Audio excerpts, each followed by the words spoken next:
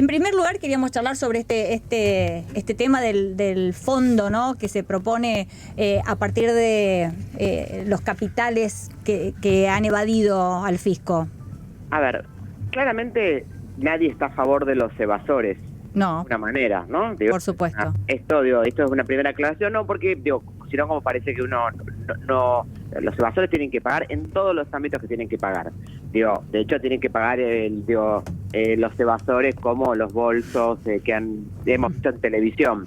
Sí. Ahora, la realidad es que este parece ser más un proyecto de ley que viene a dar una conversación y un mensaje interno dentro del Frente de Todos, producto de lo que sucedió con la votación del fondo dentro del sector más duro o menos duro del gobierno nacional respecto al fondo, más como un mensaje hacia el interior que un proyecto que es aplicable, en términos de que la verdad que la Argentina tiene un montón de mecanismos que podés mejorarlos, claramente, siempre podés mejorar mecanismos, pero existen mecanismos para controlar y saber quiénes tienen bienes en el exterior.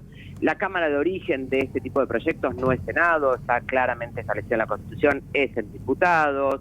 Es medio, la verdad que en los mecanismos existentes en la actualidad, si la AFIP encuentra que alguien tiene un bien no declarado en el exterior, el impuesto que le cae es un 35%, claro. Están planteando que es un 20%, y toda la fundamentación es pura y exclusivamente sobre el origen de la deuda del último periodo del gobierno de Mauricio Macri. Entonces, no pareciera ser algo que tenga que ver con un proyecto serio que tienda a mejorar la posibilidad de recaudación del Estado, sino más un mensaje interno dentro del Frente de Todos.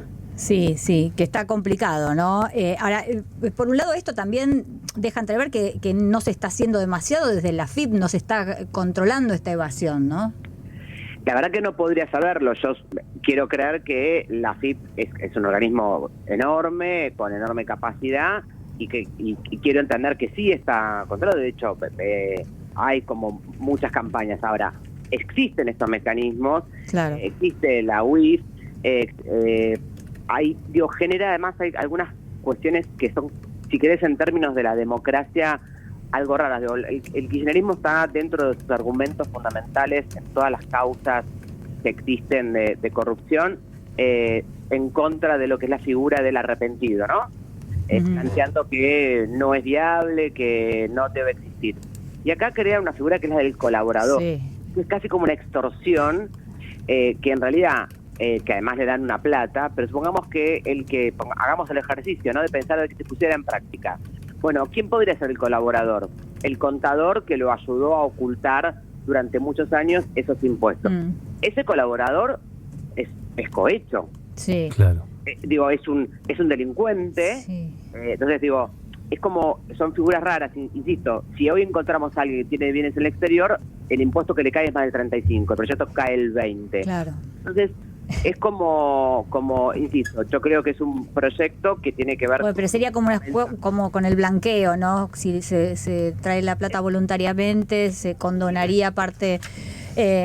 bueno, de todas maneras, claro, parece que no... Sí, un beneficio. Parece que no va a tener apoyo. Ahora, teniendo en cuenta esto, ¿no?, la falta de apoyo incluso desde parte del propio kirchnerismo, ¿qué lectura haces de que se haya presentado este proyecto? Por eso, para mí es exactamente Parrilli, todos sabemos, es el vocero de la presidenta del Senado, de la vicepresidenta, y entiendo que para mí es un mensaje, todos esperábamos, inclusive el periodismo esperaba, ¿no?, esta famosa carta que iba a haber de la presidenta del Senado. Lo que nos encontramos es con este proyecto y con la ex presidenta hablando con el embajador, pidiéndole a Estados Unidos que la ayude con esto. Entendiendo que además, en una ley donde no se le puede, por ley nacional de nuestro país, nosotros no podemos decir que otro país va a levantarle el secreto bancario. Sí. O sea, hay menos Estados Unidos, que es muy celoso con eso, ¿no? Se ha convertido en el lugar más coberto. Entonces, yo creo, insisto, que es un mensaje para la discusión interna de, si querés, el kirchnerismo y el albertismo, que vuelve a mostrar esa fractura y de alguna manera, con un poco más de altura, si querés, que hace renunciar a la mitad del gabinete, lo que aparece es un proyecto de ley y diciendo nosotros sabemos cómo pagarle al fondo y no es la manera en que Guzmán decidió que había que hacerlo. Claro. Senadora, le cambio de tema. Usted decía 2 temas principales. Ahora volvió a comisión. Esta tarde se reúne nuevamente la comisión para tratar el tema del Consejo de la Magistratura, porque el oficialismo no consiguió el quórum con el dictamen que se había tratado la semana pasada. ¿Cree que hay posibilidades de llegar a un acuerdo, teniendo en cuenta que la Corte puso límite para la sanción de esta nueva ley? 2 aclaraciones. Sí.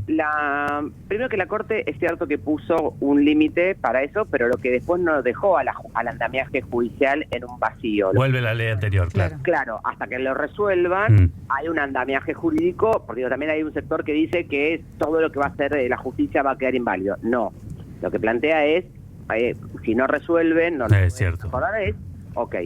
Ahora, otra aclaración es, esto voy a tratar de hacerlo fácil y entendible para el público. Entonces, cuando en la comisión emitimos una opinión sobre un proyecto, en este caso el del Poder Ejecutivo del Consejo de la Magistratura, eso no puede volver a comisión. Puede volver a comisión solamente si en el Senado, en el recinto, todos los senadores, que es una competencia, es por ejemplo, modificarlo, intercambiar dictamen de mayoría con minoría, meter introducciones. De hecho, el kirchnerismo lo ha hecho a las 6 de la mañana, nombrando 300 jueces más al dictamen de mayoría que habían conseguido una semana anterior. Sí. O puede decir todos los senadores, miren, ¿saben qué? Vuelve a comisión para seguir trabajándolo. Pero tiene que decirlo al pleno. Claro, acá de una forma completamente extraordinaria, irregular, en contra de lo que dice el reglamento, el artículo 106, el artículo 110, lo pueden leer en la página web, nosotros no podemos volver a opinar o volver a dictaminar sobre un dictamen ya realizado. Pero, y ¿no entonces pasó eso? a las 4 hay reunión de comisión para tratar este tema. ¿Cómo va? Y no sabemos para qué, porque aparte cuando te convocan a una reunión de comisión te dicen, bueno, vamos a charlar sobre tema A, tema B, tema C. Entonces vos, senador, te vas con tus 3 proyectos leídos con una opinión. Sí. Con lo cual, lo que demuestra claramente es que primero no tenían los votos, no querían quizás, a lo mejor, y esa es una suposición, mostrar dentro del pleno que no tenían los votos y tenía que volver, o que se les cayera, y hicieron esta cosa que es medio mamarrachesca, porque en realidad sobre tal tema ya opinamos, ya está cosa juzgada. ¿Quién puede decir que lo volvamos a juzgar? El pleno del Senado. ¿Y entonces qué va a pasar a las 4? Es una buena pregunta, porque además ellos tienen los votos. Si quisieran seguir negociando con Vega, Bereltinec o algún senador propio de Frente de Todos, ellos cuentan con los 37 votos para decir que el dictamen vuelva a las comisiones para seguir discutiéndolo. Lo podrían haber hecho en una sesión de media hora. Entonces, la verdad que es súper recontra extraño qué es lo que están haciendo. No tienen claramente los votos, no están logrando ponerse de acuerdo y están violentando el reglamento. Que tenemos a las 4. Guadalupe, ¿Juntos por el Cambio tiene alguna postura en conjunto con respecto al Consejo de la Magistratura? Sí, hemos presentado dictamen de minoría, realmente. Hemos presentado dictamen de minoría, donde para que la gente... Hay muchas cosas que son muy técnicas. El Consejo de la Magistratura no es el que imparte justicia, es el soporte, si querés, administrativo que te organiza eso y que sí tiene... la capacidad de elegir y remover jueces. Dan las ternas, es importante también, sobre todo la remoción de los jueces. Minuto. Tiene 2, ni elige ni remueve, solo. No. Hace la selección, le envía al Poder Ejecutivo 3 y el que elige el juez es el Poder Ejecutivo. Sí. Está bien, pero es un órgano importante en ese proceso, digamos. En la remoción es esa parte donde tiene que haber una denuncia y hay una remoción. Claro. Ahora, eso, pero después el 80%, obvio que es relevante. Ahora, el 80% de las cosas tienen que ver con cuestiones administrativas. Entonces, más para no volver loco a la gente con cuestiones de paridad, modificaciones, la diferencia fundamental y central es si está o no la Corte Suprema dentro del Consejo. ¿Por qué? Porque la Corte Suprema es el organismo responsable máximo de la justicia. Y la Corte Suprema, en el actual Consejo de la Magistratura y en el proyecto del Frente de Todos, está fuera de la administración de sus propios recursos. Entonces, cuando la gente se enoja porque en el juzgado no hay hojas, ¿a quién insulta? A la Corte Suprema. Pero la Corte Suprema no tiene ni voz ni voto ni puede estar sentada en el Consejo de la Magistratura. Y si bien es cierto que además el artículo 114 de la Constitución dice que el Consejo de la Magistratura va a estar conformado por jueces de todas las instancias, y todos sabemos que hay 3 instancias: Primera, Cámara, Corte Suprema. Entonces, esa es la gran diferencia. Sí. El kirchnerismo, como siempre, no quiere la Corte Suprema dentro de ningún lugar, y tiene una batalla histórica con una situación que es rara, porque para que los jueces existan, tienen que tener acuerdo del Senado. Sí. Y eso requiere mayoría en el Senado. Sí, de la apertura democrática a la fecha, el peronismo, el kirchnerismo, como lo quieras llamar, ha tenido siempre mayoría. Todos los jueces de la Argentina han sido votados y aprobados con acuerdo del Senado, de los senadores de la historia de la democracia, peronistas o kirchneristas. Entonces es como, los jueces nos persiguen, pero si ustedes los nombraron. Claro. No lo nombró Junto por el Cambio o el PRO, que estamos hace 15 años en la política.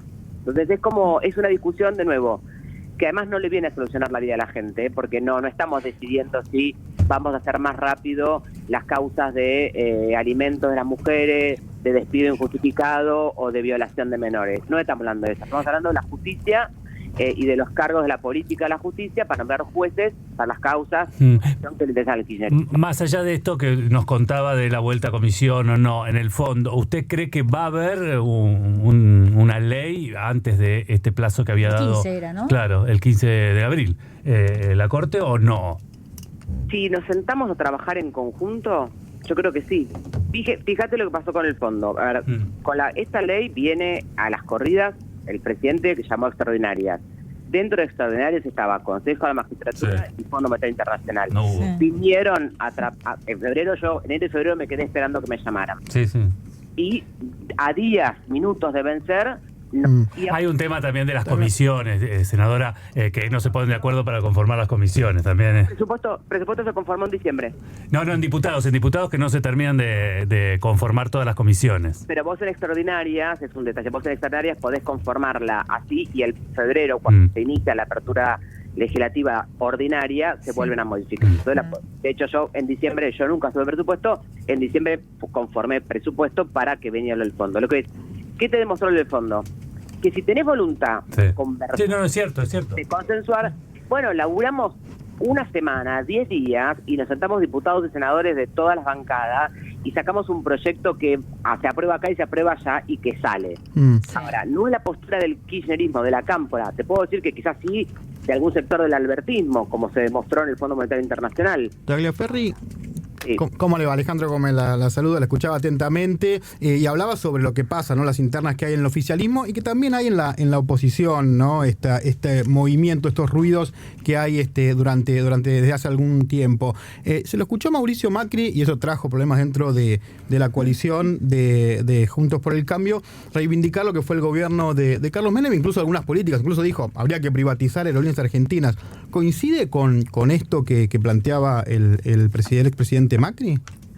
Para mí hay una aclaración que es muy importante. Nosotros somos un espacio plural, de hecho, inclusive el PRO mismo ha nacido desde la conformación de personas que venimos de distintos sectores políticos. Yo, por ejemplo, venía del peronismo de la capital federal y me sumé al espacio del PRO a inicios del año de 2000. Ahora, nosotros no gobernamos. Entonces podemos tener diferentes opiniones que nos pueden nutrir, que de hecho, por lo mismo, hemos tenido fuertes diferencias con lo que era el Fondo Monetario Internacional. Nos sentamos, vimos las consecuencias, evaluamos, nos respetábamos y decidimos todos votar para que la Argentina no caiga en default. Entonces, esa responsabilidad que tenemos como oposición hay que exigírsela al gobierno, porque ellos están gobernando y eso es mucho más peligroso. Después, sobre las opiniones del presidente Macri respecto a aerolíneas o no, creo que son cuestiones que en cada momento hay que ver.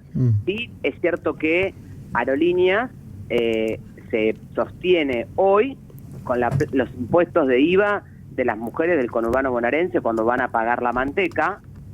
Y digo, entonces, que se puede mejorar, yo no sé si la privatización o no. Ahora hay que sentarse y mirar aerolíneas y ver, bueno, a ver, pará, esto funciona, está bien, ¿dónde podemos mejorar? La gente necesita que el Estado mejore, como no que se achique, sino que sea eficiente en lo que le ingresan. ¿Comparte esto de que con el tiempo se va a reivindicar lo que fue las políticas de Menem como presidente?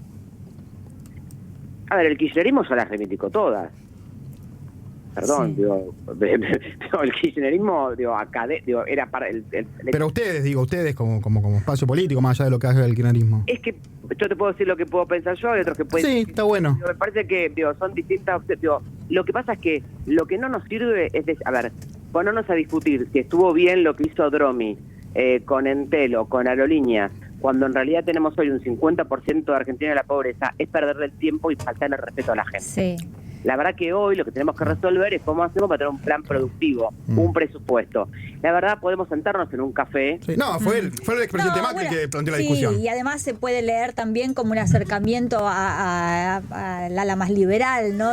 Como a Milei, por ejemplo. Pero todas esas conversaciones, si querés, son conversaciones que podemos hacer los que nos dedicamos a la política, que nos parece interesante si rivalizamos o no. La gente no... A ver, ¿qué le modifica a la gente saber que hace 20 años estuvo bien privatizar Entel o no? La gente quiere saber cuál es el plan de gobierno, cuál es el presupuesto. No tenemos presupuesto. Sí, no, eso Entonces, es... Bueno, saber lo que pasó en la historia siempre es importante, Sí, ¿no? En siempre todo es momento. importante. No. Seguramente para aprender de esa historia, pero no centremos la discusión, no entremos en el debate que mira, llevamos 10 minutos hablando nosotros sobre Sí. esto, quizás no estamos hablando sobre cómo hacemos con los índices de pobreza del conurbano bonaerense.